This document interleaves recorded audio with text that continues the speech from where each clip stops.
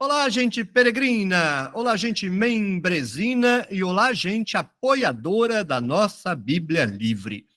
Agora, a Tenda do Necromante, além de ser um espaço de construção de uma comunidade cognitiva, é o quartel-general da tradução da Bíblia, a tradução independente.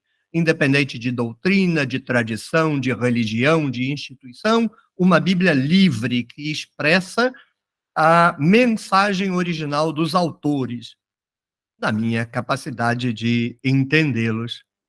Então, gente apoiadora que assinou lá na plataforma Apoia-se o financiamento coletivo da nossa Bíblia Livre. Muito obrigado por seu apoio, que se soma agora ao apoio dos membros do Clube de Membros da Tenda do Necromante. Muito obrigado aos apoiadores. Nesse momento em que eu gravo o vídeo, são 256 apoiadores. Muito obrigado. Aqui mais um atendendo a pedidos e, com respeito a todos os demais pedintes, um pedido especial. O Antônio Miranda, do Teologia Reversa, deu o ar da graça aqui no canal e, com muito respeito, com muita educação, com muita gentileza, características que o marcam há muito tempo, ele deixou um comentário transformado num pedido, inclusive muito inteligente, a estratégia do Antônio. Eu vou atender ao pedido do Antônio na medida da minha possibilidade. Então, vamos lá, vamos ler o pedido do Antônio Miranda. Aí está, Antônio Miranda, Teologia Reversa. Disse o Antônio Miranda: bom dia, professor. Com toda humildade, eu te peço para analisar primeiro Tessalonicenses 2,16 e o capítulo 11 de Romanos. Acredito que nesses dois casos, Paulo esteja se referindo ao evento da destruição do Templo de Jerusalém e que provavelmente o autor estaria pós-eventum. Ou seja, esse Paulo de antes de 70 seria uma construção tardia. Sem contar que Clemente está tratando do mesmo problema de Paulo por volta do final do primeiro século. O interessante é que Clemente não cita os evangelhos como deem a outra face ou demais frases pacíficas de Jesus. Isso jogaria os evangelhos para o segundo século, na sua opinião? Em Filipenses capítulo 1 e 4, o autor parece estar bem acomodado na casa de César e entre os pretorianos. O que o senhor acha disso? Acredito que seria um vídeo muito interessante. Estamos juntos sempre. Antônio Miranda deixou esse comentário pedido no vídeo de número 1768. Paulo existiu ou é um personagem inventado, atendendo a pedidos? Muito bem, Antônio, muito obrigado. Muito interessante a sua observação. Ela certamente se encontra na literatura e há formas as mais variadas de contornar cada uma dessas provocações. Eu não vou avaliar tudo o que você aponta, porque cada uma dessas passagens exigiria uma avaliação detalhada, uma exegese refinada, pediria praticamente um vídeo, em alguns casos, uma série. Mas acho que a gente pode ir lendo o seu comentário e se ater a uma ou outra questão. Então, vamos lá. Bom dia, professor. Com toda humildade, não há necessidade disso, Antônio. As questões que você levanta são todas absolutamente pertinentes. Se certas ou erradas, essas questões precisam enfrentar esse tipo de pergunta, de avaliação, e estar certo ou estar errado, todo mundo pode estar.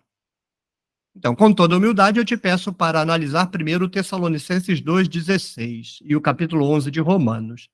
Acredito que nesses dois casos, Paulo, e aí então Paulo deveria estar aí entre aspas, esteja se referindo ao evento da destruição do Templo de Jerusalém e que provavelmente o autor estaria posteriormente ao evento.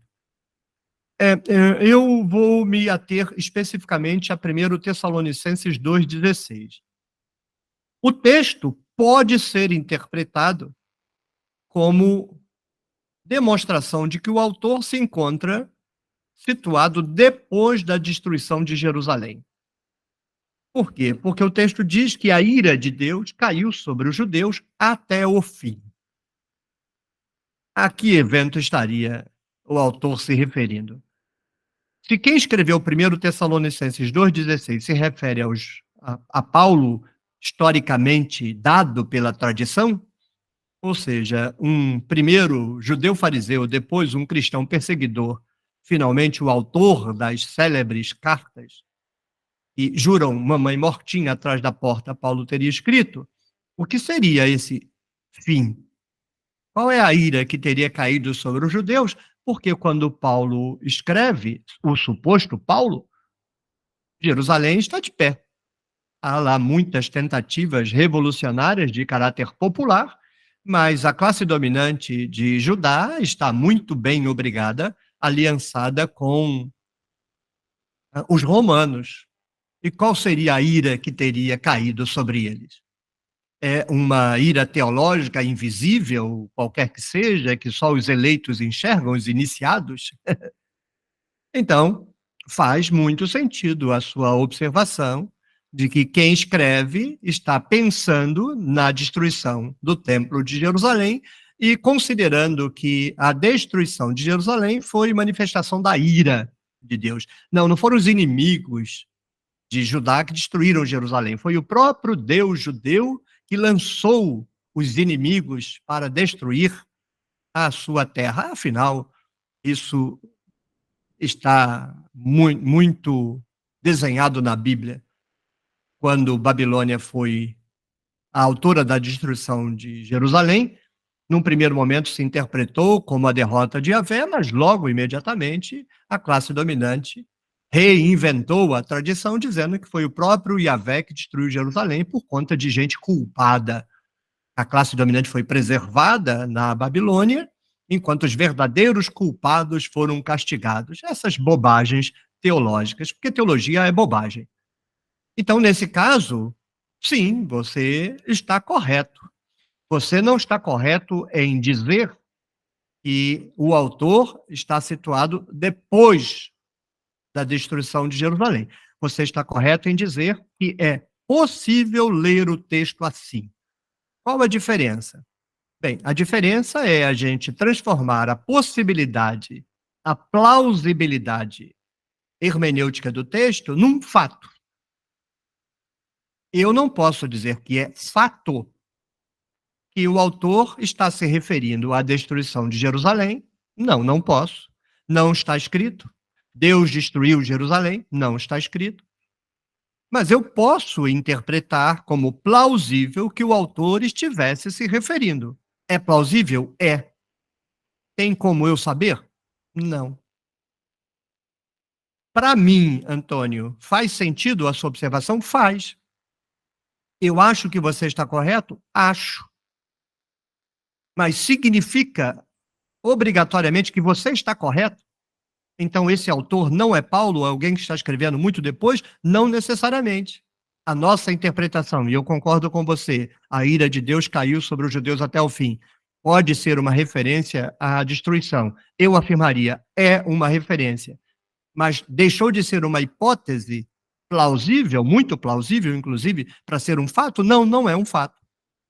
Então, se a gente salta dessa percepção para afirmar imediatamente que não é Paulo, nós estamos metendo os pés pelas mãos. Mas tenhamos em vista que quem afirma que Paulo escreveu isso também está metendo os pés pelas mãos. É a pessoa que está aceitando a declaração do texto. Tem carta do Novo Testamento que se apresenta como paulina e o especialista diz, não, não foi Paulo que escreveu. Então, por que essa? Se apresenta como Paulo tendo escrito e o especialista diz, foi Paulo que escreveu. É plausível que ele tenha escrito? É. É certo que ele escreveu? Não. Então, não estamos nunca diante de fatos. Não é fato que 1 Tessalonicenses foi escrito por Paulo. É fato que a carta se apresente como tendo sido escrita por ele, e é fato que a tradição aceita a autoria paulina. Mas a tradição aceitar e Paulo ter escrito são coisas completamente diferentes. A carta dizer que Paulo escreveu e Paulo ter escrito são coisas completamente diferentes. Nesse campo, pesa o que Carlo Ginzburg disse, né? Prova retórica, argumentação retórica, que é o que você tentou fazer, né? Você alencou uma série de argumentos, de textos, e sempre, Antônio, sempre, podem ser lidos da forma como você sugere. O capítulo 11 de Romanos pode ser lido como uma declaração de que o autor se encontra posteriormente à destruição de Jerusalém? Pode, mas sempre se pode também considerar um acréscimo. É um outro problema, porque sempre se poderá dizer, ok, esse verso de fato não pode ter sido escrito por Paulo, logo ele pode ser um acréscimo. Veja como é muito delicada a questão. Não dá para dizer que a guerra vai ser vencida. Esta guerra não vai ser vencida. E eu ouso dizer, Antônio Miranda, que não será vencida nunca, porque nunca encontraremos um argumento definitivo que cale categoricamente todas as demais vozes. Exegese é muito delicada. Exegese é um empreendimento frágil, é um empreendimento desgraçadamente delicado. Não é para quem quer, como crianças que brincam de pique-bandeira, pegar a bandeira do adversário. Exegese não é para quem está em campo de batalha. Exegese é para quem está fazendo pesquisa. E você levanta questões que são muito fundamentais para a pesquisa, mas que escancaram na cara da gente o fato de que, nesse campo, pesquisa não é como em química. Em química, você olha para um objeto e diz: isso é ouro de verdade ou é ouro de mentira? Você faz uma análise microscópica daquele objeto e vai descobrir se é ouro de verdade ou se é ouro de mentira. Mas na exegese isso não existe. A gente tem que aprender a lidar com a fragilidade e ficar não sobre o muro, com a nossa posição, consciente de que a nossa posição é uma plausibilidade. No caso de 1 Tessalonicenses 2,16, eu desci do muro. Para mim, Paulo não pode ter escrito isso aí, não. Mas eu posso estar errado. Paulo pode ter escrito isso porque o sentido pode não ser a destruição de Jerusalém. Então a questão é, se a referência é a destruição de Jerusalém, Paulo não escreveu. Mas o problema é, a referência é? Não adianta você jurar, não adianta você pegar 300 livros dizendo que é, porque se todos os habitantes do planeta disserem que é, nem por isso está provado que seja. Entende? Ou seja, esse Paulo de antes de 70 seria uma construção tardia. Foi um pulo muito grande. Um pulo muito grande. Você não pode pegar um versículo num texto e um capítulo no outro para generalizar uma inferência a respeito de Paulo como um todo.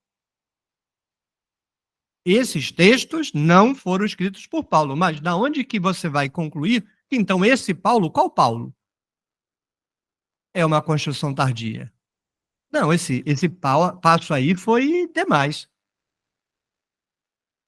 O Paulo que a gente conhece é o Paulo de Atos e o Paulo tirado das cartas. E aí faz-se lá uma salada de frutas e inventa-se um construto. Isso é um problema.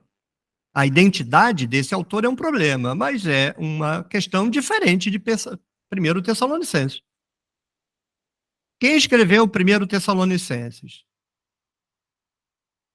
Viveu na época que a tradição diz que Paulo viveu? Não. Isso desautoriza a declaração de que houve um Paulo lá que teria escrito outros textos, 1 Coríntios, por exemplo? Não. Você deu um passo em falso. Não faça isso, não. Não misture as discussões. Quando a gente estiver discutindo quem escreveu determinado texto, larga a tradição para lá. Paulo é uma coisa, o autor de 1 Tessalonicenses é outro. Mesmo se a gente disser assim, não, a referência a 1 Tessalonicenses 2,16 não é a destruição de Jerusalém. Ok, perfeito. Então, esse autor pode ter escrito antes da destruição de Jerusalém. Pode. Então é Paulo? Não, necessariamente. Mas a carta diz que é Paulo. E daí? Tem outras cartas que dizem que foi Paulo e a gente sabe que não foi Paulo. Então não há prova em nenhuma medida de se Paulo escreveu ou não. Essa é uma questão. A questão de quem era Paulo, se Paulo existiu, é outra questão. Não misture. Não misture. Se a gente vai fazer exegese, fingindo de conta que está fazendo exegese, para, na verdade, resolver uma questão que não está diretamente relacionada à exegese, a gente não está fazendo exegese. A gente está instrumentalizando a pesquisa, na verdade, então, não está fazendo pesquisa, com interesses outros, não declarados. Então, Paulo pode ser uma construção tardia? Pode.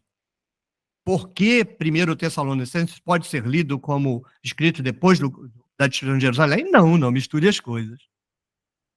Sem contar que Clemente está tratando do mesmo problema de Paulo por volta do final do primeiro século. Isso é um argumento, né? É um assunto que está na moda em determinado período. Não significa, então, que nós vamos trocar a tradição de Paulo por uma tradição de Clemente. Aliás, a literatura antiga já dá Clemente como autor de várias cartas. Clemente tem cartas que não entraram no texto bíblico. Mas se a gente vai ficar trocando personagens da tradição, como se estivéssemos tentando compreender os textos, não faz muito sentido, não. Na verdade, o Antônio, a identificação de DNA, cor da cueca, CPF dos supostos autores não é muito relevante. Relevante é a reconstrução do autor típico do texto para situar o texto no mundo e na cultura dele, na intenção dele. Mas nós não precisamos saber o nome de quem escreveu o texto para isso. Muitas vezes, conhecer o nome que a tradição nos dá é um prejuízo absoluto. Então, o pessoal fala, Salomão escreveu o Cântico dos Cânticos. Salomão pode ter construído a estação espacial, mas escrito Cântico dos Cânticos não pode, não. Impossível que isso tenha acontecido. Mas a tradição dá nome, e 99,99% de todo mundo no planeta lê aquele livro com a bobagem da autoria de Salomão. Uma tonteria absoluta. Então a gente tem que se livrar desse fetiche de identidade, CNPJ e CPF dos escritores. A gente precisa se concentrar na mensagem que emerge do texto, retroagi-la sob o perfil de identidade de quem está escrevendo, situar no contexto histórico-cultural e então somar todos os elementos para entender o texto. Não é porque um texto dá o nome do seu escritor que ele escreveu esse texto. A identificação muitas vezes é tradicional. Isso jogaria os evangelhos para o segundo século, na sua opinião? Aí a gente vai dar um pulo muito grande, vou deixar para outra ocasião. Você continua em Filipenses, capítulo 1 e 4, o autor parece estar bem acomodado na casa de César. Sim, você está angariando argumentos para a destruição da tese paulina. Ok, continue assim. Você vai elencar uma série de argumentos que são potenciais declarações de que Paulo não pode ter escrito aquilo. Esses textos terão que ser postergados em alguma situação, não em toda. Mas isso não significa que o Paulo de Atos, por exemplo, reduzido à sua constituinte histórica, porque o Paulo de Atos é um mito, mas não significa que por trás desse mito não haja um personagem histórico.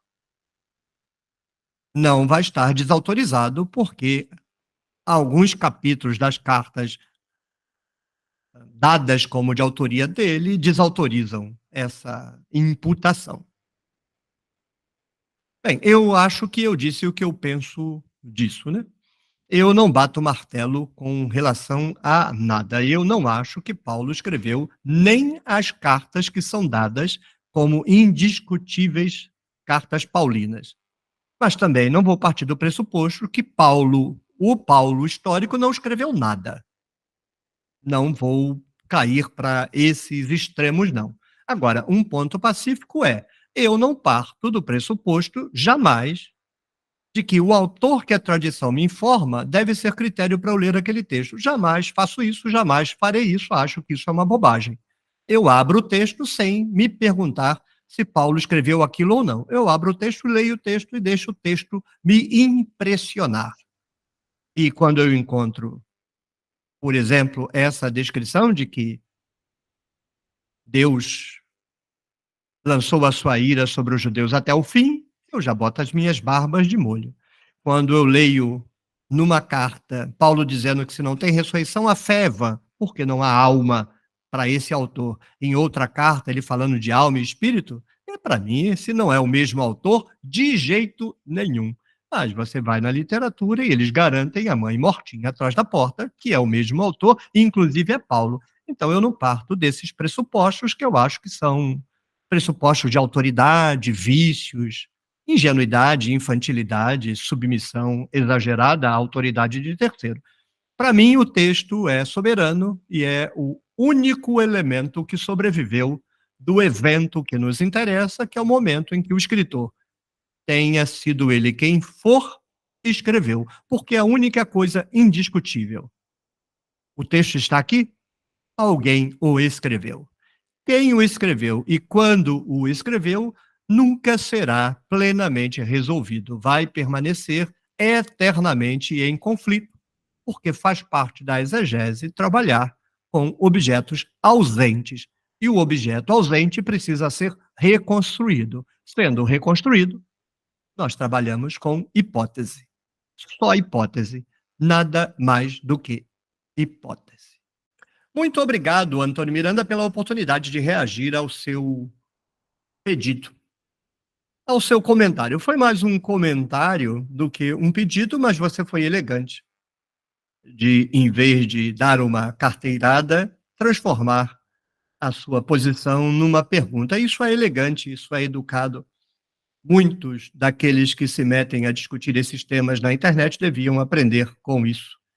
Mesmo quando a gente tem certeza da nossa posição, quando a gente se dirige a um colega, a gente relativiza a nossa posição e, com toda a educação, diz: o que você acha? Não significa que estamos querendo aprender com a pessoa, significa que estamos deixando as armas na gaveta e nos colocando diante de alguém que a gente trata como um igual, um camarada. É respeitável a sua posição e por isso eu agradeço bastante. Se você gostou desse atendendo a pedidos, convenhamos, especial, não é todo dia que o administrador de um canal consulta o administrador de um outro canal e ainda diz assim com toda a humildade, o que não precisava. Se você gostou, então, desse atendendo a pedidos, deixe aí o seu like, o seu joinha, deixe um comentário. Se você não tem nada a dizer, deixe um emoji, um ok, um coração, qualquer coisa, um bom dia. Compartilhe o vídeo com sua rede de contatos e não deixe de se tornar membro. Tornar-se membro da Tenda do Necromante é garantir a manutenção dos trabalhos do canal. Um peregrino disse: professor, quisera eu patrocinar todo o seu projeto. Ele se referia à Bíblia que está sendo traduzida por mim, nossa Bíblia Livre. E eu respondi: não, não, não, não, não. Eu não preciso que você financie todo o projeto. Eu preciso que você faça uma contribuição singela. R$ 10, no caso da nossa Bíblia Livre, que seja, pode ser 50, pode ser 100, pode ser 200, mas pode ser 10, a contribuição mínima. Você não vai estar sustentando todo o projeto, mas você vai estar colaborando. A mesma coisa no clube de membros. Não, não preciso que você faça uma contribuição milionária. Primeiro, a contribuição básica, R$ 7,99. Torne-se membro, R$ 7,99. Convenhamos, não é nada perto do que eu acho a Tenda do Necromante tem a oferecer. Então, torne-se membro do clube de membros da Tenda do Necromante. Tchau, tchau. Até o próximo vídeo. Até a próxima rodada de café.